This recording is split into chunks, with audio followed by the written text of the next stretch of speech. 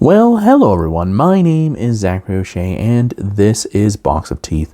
Last month I did cover quite a few ghosts for Dungeons & Dragons 5th edition, and today I just wanted to kind of put a neat bow on that by going over the method that I used to create monsters, and specifically how it helped all the ghosts that I created, so you can use it for your own games. I have talked before about the Noctis method that I used, Noctis,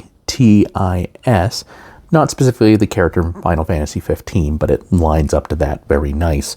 And that would be name, origin, comparison, traits, inform, and sew up. So let's kind of go through that really quickly with 4 of the different ghosts that I created over the last month. Well, that I shared over the last month. They've been created long before that.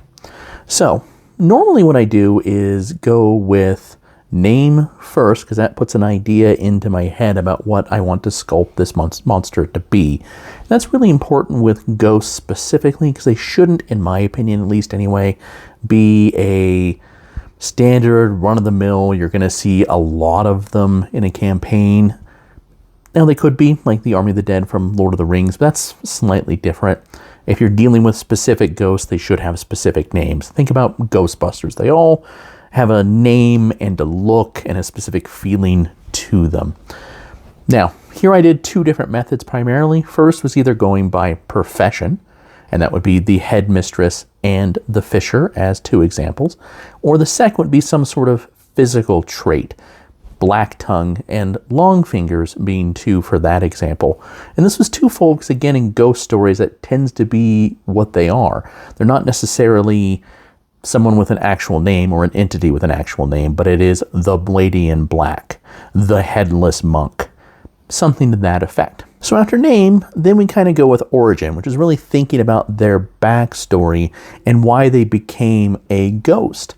That means they, 1, had to die, and 2, it had to be in a horrific fashion, and 3, the best ghost stories have some sort of kernel of tragedy to them, usually because of someone else or because of a terrible circumstance. The headmistress, well, she has some sort of mystery to her because she was found decapitated in the middle of a spent ritual circle. The fisher was the victim of a homophobic mob. Black Tongue was a horrible, twisted creature that was born and then fed on people by his mother, and then just left to die by the, again, angry mob that dealt with said mother. And Longfingers had his hand chopped off for various reasons, upsetting the wrong sort of people and left to bleed out in the streets. All tragic, violent endings that now have influenced how they are on the other side. Next, we move on to comparison, which is really where we get the meat to go with our potatoes, as it were, whatever analogy you want to use there. And this is, I need to look at ghosts in Dungeons & Dragons 5th edition.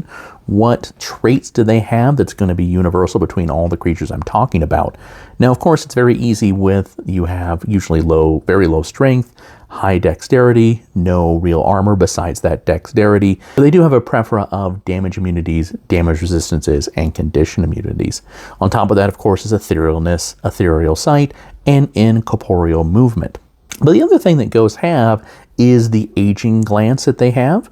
And that is something that is very rare in Dungeons & Dragons 5th edition, where it's a really powerful punch to a character that can be forever altering. You could just age a kobold or a halfling or someone and boom, they're out of action, as it were. So with that, I had to make sure that each one of the ghosts had something that was really, really nasty to them. The headmistress, she can move into someone's at 0 hit points and literally take their head, just killing them, and they don't have a head anymore. The fisher has the drowning pool, so if you're prone next to him, you start to drown, and that's pretty awful. Black Tongue has his Black Tongue with a poison attack on top of that. So not only do you take a lot of damage, you get a poison condition that's not nearly as bad as some of the others. Longfingers has Reaper, so he can start reaping through people very, very quickly. Next, we kind of have traits, and this is what goes into making sure that they fit their names. The headmistress has head-to-head, so she can make ranged attacks without getting disadvantaged, even if she's in melee, and this goes into inform next, which I'll talk about. The fisher has spell casting, so he has a bunch of stuff that is water-related. Longfinger has swipe, because his hands are cut off, so they're not actually attached to his body, and they can reach out really, really far. So that's kind of an interesting way to go, okay, this is now related to their names. And that kind of goes also into inform. So what sort of values do they have? What do they think is important? So the headmistress, she steals heads. She's in melee a lot. What if she tosses the heads that she steals and they start chewing on a person? She has the head toss attack. Okay, Black Tongue was named specifically because he had like a weird birthing call over his head and a long black tongue. What if he can enshroud other people in that kind of graven crawl and mess with them in that sort of regard? On the other hand, the Fisher, he has to have a lot of water around him. So his fish gut that not only infects a person's guts with quippers, but then they vomit up water, and that gives some areas around for water to be produced. And then Ghost Tie, which can knock people prone, which goes right into his drowning pool ability. Longfingers has Filch, so he can steal items from people and gets a bonus against them for the time being until people get those back, and that gives it more information about who his character is, what sort of role that he had pre-life and currently. So there we go. Last part is Sew Up, which is really just the facts of the matter, making sure that all the statistics are correct, hit points are correct, damage is correct, that sort of thing, and everything lines up mathematically. Well, I hope that was useful, and that gives you a couple of ideas how to build your own creatures. It's a nice little method to use. I always find names are the best place to start because that really paints the picture for me, but for other people it's art. Other people, it's just a concept of the abilities that they want this creature to have.